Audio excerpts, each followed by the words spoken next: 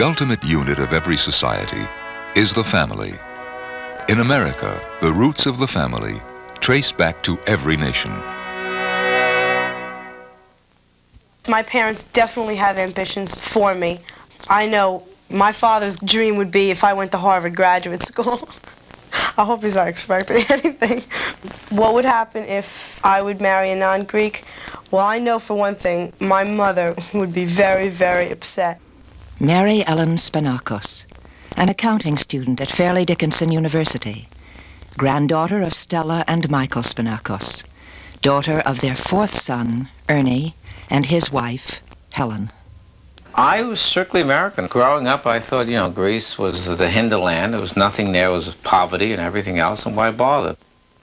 But I think with the Never on Sunday movie with Melina McCurry and Jacqueline Kennedy discovering the islands, Greece became an in spot, and so it helped when it became chic to be Greek again. Peter Spanakos, a drug abuse counselor from Brooklyn, New York, married to a junior high school guidance counselor, Nikki, whose family came from the island of Lemnos in Greece. Youngest son, along with his twin brother Nick, of Stella and Michael Spanakos. Stella Spanakos, mother of 7 sons, grandmother of 19 grandchildren, widow of Michael Spanakos, emigrated to the United States from Greece in 1908 to join her parents who had come earlier. My father was dissatisfied with the life of Greece, and he had that in mind a long time, that he wants to go to America. I think it was 1898 he came here.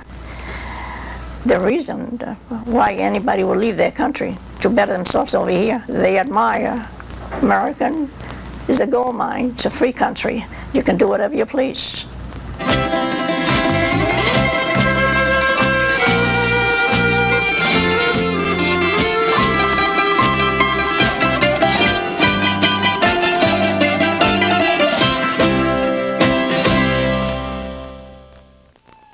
In 1912, when Stella's husband, Michael Spanakos, decided to leave his family to seek his fortune in America, he was one among thousands of young men who chose to leave Greece looking for a way to make a living. Michael, born in Mani, an extremely rocky area on the southernmost tip of the Peloponnesus in Greece, was adventurous, and he yearned for more. I've been back to my mother's and my father's part of Greece, which is all the same, and basically there's still nothing there today. There's the mountains, there's the sea, there's the sun. I find it very beautiful there, but there is no economic activity that one can sustain himself. The land is not arable. They haven't even got water in, and only recently they brought in electricity. Some of Michael's adventurous spirit could probably be traced to the island legend that they were descendants of the ancient Spartans and others who had survived by roaming the seas as sailors and pirates. Greeks had been forced to leave their homeland for economic reasons for centuries, and in fact had been coming to America in limited numbers since colonial days. But in the late 1800s, a failure of Greece's chief export crop, currants, added seriously to the already widespread poverty. Poverty and political instability, combined with the promise of open immigration laws and plenty of jobs in the United States, contributed to a climate favorable to emigration. Between 1900 and 1915, there was a virtual flood of Greeks to America. In fact, whole villages were stripped as 1 out of every 4 Greek men between the ages of 15 and 45 made the voyage. By 1920, over 400,000 Greeks, mostly male, had arrived in the United States. They were leaving a land of majestic mountains and seas, a land rich in history, mythology, and lore, and they were leaving their families, the mainstay of the Greek heritage, an institution venerated and cherished by all. In In 1912, leaving his mother, father, 3 brothers and 4 sisters, Michael Spanakos, age 16, boarded a ship and sailed for America alone. In general, once Greek immigrants arrived in the United States, there were 3 major routes they followed. Some went west to work on the railroad gangs or in the mines. Some went to New England to work in textile mills or shoe factories. Or, as Michael did, the majority went to a large northern city like New York or Chicago to work as busboys, dishwashers, bootblacks, or peddlers. Life in America meant excruciatingly long hours of hard work. You know, it was 12 hours, 14 hours on your feet, no overtime. They'd feed you slop. And then, you know, no one cared, just a bunch of foreigners, a bunch of Greeks. These immigrants were unskilled peasants and farmers, but as soon as they could, they would work either for themselves or for other Greeks. Through this network, many Greeks found their way into the restaurant business. The Greek spirit was both gregarious and fiercely independent by nature, and the language barrier, coupled with their religious and cultural traditions, bound them together. In fact, wherever a few Greeks congregated to live, they would build a church. The Greek Orthodox Church became the protector of the immigrants' world, embodying not only religious experience, but historical, cultural, and social as well. By the 1920s, the shortage of men in Greece forced Greek women to migrate to America. In Greek culture, women achieved full status only when they became mothers, so joining their already settled relatives or compatriots, they came to look for husbands. As the central focus of the family, they were confronted with many new American ways, yet they managed to uphold the old ways, language, religion, and cultural traditions. Thus, the Greek-American family evolved. With the growth of the church and the family came the beginnings of an extremely diversified Greek-American community. Origins, economic achievement, and education levels differed greatly. However, the major trend was for the unskilled, relatively uneducated immigrants to work as laborers or as entrepreneurs to ensure that their children were well educated. In just one generation, with their children moving into technical trades and professions, the Greeks became highly respected in the upwardly mobile middle class. Michael Spanakos worked as a waiter for many years. As was customary for a Greek son, he regularly sent money home. He was helping to support his family, but also he was required by custom to provide dowries for his sisters before he himself could marry. The Greek marriage, a fixed arrangement in which the husband-to-be required a dowry from the bride's family, was a strong tradition, but it was also one of the first traditions to show signs of easing as the first-generation Greek Americans began to acclimate to their new homeland.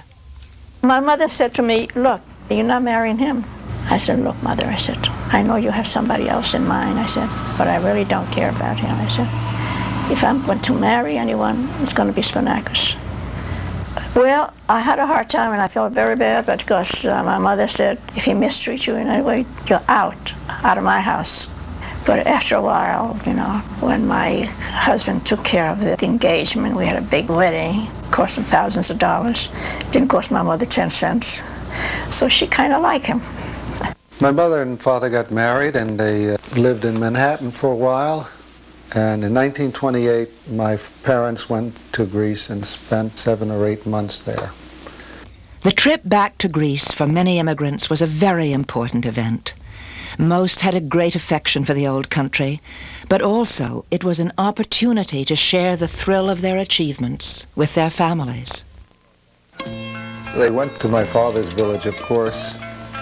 Of course, all the villagers are waiting for Michael, the hometown boy who did well. My mother who was always dressed well and loved clothes, gets off the donkey leading into the village. My father gets on the donkey, and there she is with these gorgeous shoes, these patent leather shoes. She pulls the donkey into the village. My father enjoyed Greece a great deal and was very, very sorry he had to leave. With their tremendous drive to achieve economic mobility, many Greeks worked their way into the middle class, only to be seriously set back when the Depression hit in the 1930s. In spite of the uncertain economic climate, Stella and Michael continued having children. They were blessed with son after son. Sons were considered an asset, while daughters were seen as a liability. Only sons could perpetuate the family name, and it was expected that they would succeed and bring honor to the family. When my husband and I got married and had children, we always said that we're going to give our children the best, more than we had. The Spanakos had to work hard to give their children the best. They operated a 24-hour-a-day restaurant in the tough waterfront neighborhood of Red Hook, Brooklyn. Michael worked the day shift, and Stella worked at night. They lived upstairs. It wasn't always possible to live right within the Greek-American community anymore, and in many places, ethnic discrimination was rampant. We grew up in a section which was predominantly Irish and Italian. We were the only Greek family there. It used to bother me growing up in Red Hook at that time that the kids would tease me, you know, you're Greek and you got to go to Greek school and this and that. And you'd go downstairs and some bully would be down there waiting for you. I'd say, "Good morning, Greek," and pace you right in the mouth. It would happen until you were 50 unless you knew how to defend yourself. That's why so many of them became boxers. You know, out of 7 of us, 5 of them were boxers and 2 of us were wrestlers. My father hated boxing. He was terrified that my brother and I might not continue schooling. We went to colleges on boxing scholarship, and that gave us our one-way ticket out of Red Hook. Family cohesiveness was important during this time, and family life was very strict. Most households were run by the mother, but the family was ruled by the father. You just knew he was boss, and you couldn't negotiate with him. His law was final. Very, very stubborn. It was very helpful, and it was very bad, because you have a little flexibility. He didn't have it. And when he said something, that was law. It was written in stone. There was no way you're going to change it.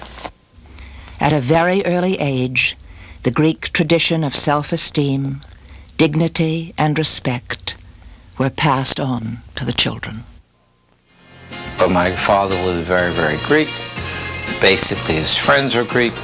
His food, his culture, his music, his morals and values were very Greek. His concern was that you would marry Greek, raise your kids Greek, and you would become professionals. You wouldn't work for somebody else, you wouldn't be a bum, and that you would have make opportunities for yourselves that he didn't have. God forbid any of his kids would wind up in a restaurant. Perhaps the most vital concept of all, passed down to the second generation, was that of honor. Honor meant a great deal, and face meant a great deal. You know, the worst thing in the world to do was be a coward.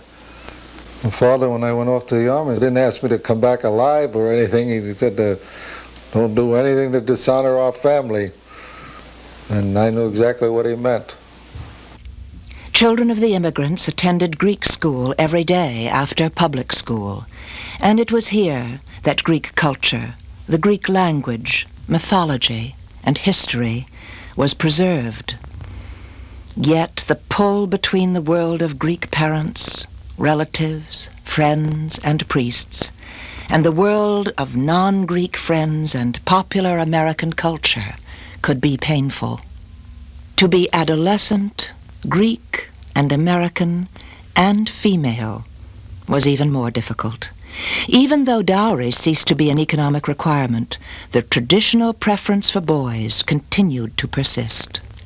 It would have been a lot different if we were girls. Girls had to be kept segregated from the boys, and they'd always have to have chaperones. Otherwise, daughters could possibly dishonor the family, or they might marry a non-Greek or something. Since girls were in a more subservient position than boys, they were also more sensitive to the ideas of equality that existed in the larger American culture. And there was a tendency for girls to bring these ideas home. In many ways, second-generation Greek-American girls contributed greatly to changing the very strict male-female roles that had existed in most families. Stella's father was so strict that she and her sisters were not allowed outside after 6 p.m. 2 generations later, family life is not as restrictive. However, the cultural tendencies are still very strong. I'd say being a Spanakos girl, I think we're raised a little bit different than the Spanakos guys. I know my Uncle John's sons, for instance, they're very free to do whatever they want. And in my house, it's not that way. I mean, I can do certain things, but I can't just really pick up and take off and say, go to Florida. And say, well, I'll see you in a couple days, because I'd have my mother trailing behind me. As much as they resented the pressure to be Greek first and American second, most of the Spanakos offspring are interested in passing on their Greek heritage to their children. I have 2 daughters, and they are the grandchildren of immigrants. I'd like to see them marry Greeks. I'm realistic. I realize we're in the United States, and if they did not marry Greeks, I'd have to accept it. I don't think I would be as upset as my wife if they married non-Greeks. But I'm very strong on them knowing the language and the culture and the foods and the songs and dances and traditions. Even though the third generation tends to identify with broader cultural values, there is still a desire to keep the heritage alive. Even if I married a non-Greek and I brought my kids up another religion, I would still want my kids to know Greek just because it's good to know. In the last 20 to 30 years, many Greeks have achieved the goals they set out as young immigrants to achieve. And because of the emphasis they put on education, many of their children have become professionals. Of the Spanakos children, 4 became lawyers and 3 teachers. The second-generation Greeks are striving for the same high standards of achievement in their children. In many cases, these aspirations will pay off. But in many ways, the future of the Greek traditions seems in jeopardy. Over 50% of Greek-American weddings are interfaith marriages. This will undoubtedly bring about a dilution of the cultural heritage. But then there are the new immigrants. Between 1966 and 1975, 126,000 Greeks migrated to the United States. Differing from the early immigrants, because many came from urban centers and had more education, they were still mostly descendants of peasants. And as if to start all over again, their identity for the most part has been strongly rooted to their homeland and to their religion. Some tension exists between the old and the new immigrants. Many of the new feel the church has become too Americanized and the Greek language is being lost. The old remember what it was like when they first arrived and resent the lack of appreciation they receive for the community support structure that they created. Also by now, they and their children are firmly entrenched in the ways of popular American culture. To me, Greek men from Greece are very domineering, and it's woman-man type thing, and I don't need that. I mean, that turns me right off.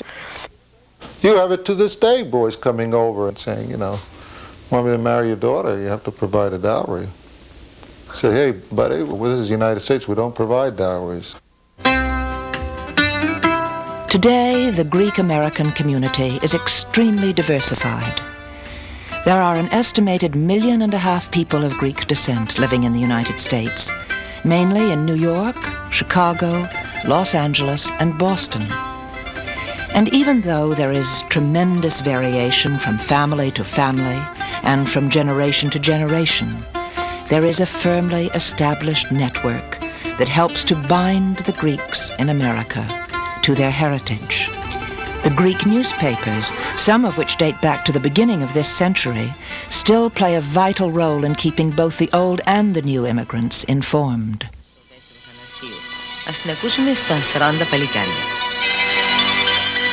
Greek radio and television programs continue to entertain and inform a devoted audience.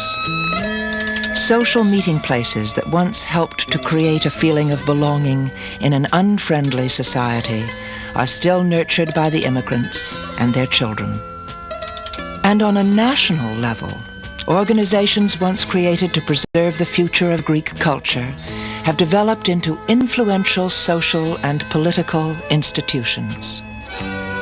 In the overall picture, the Greeks in America have achieved relatively high standings in education and in the economic marketplace. And through it all, the family remains the most venerated of all the Greek institutions. In many respects, it appears to be weathering the uncertainty wrought by the process of assimilation. Time will affect the family of the Greek-American tradition, the central force in the continual identity. Only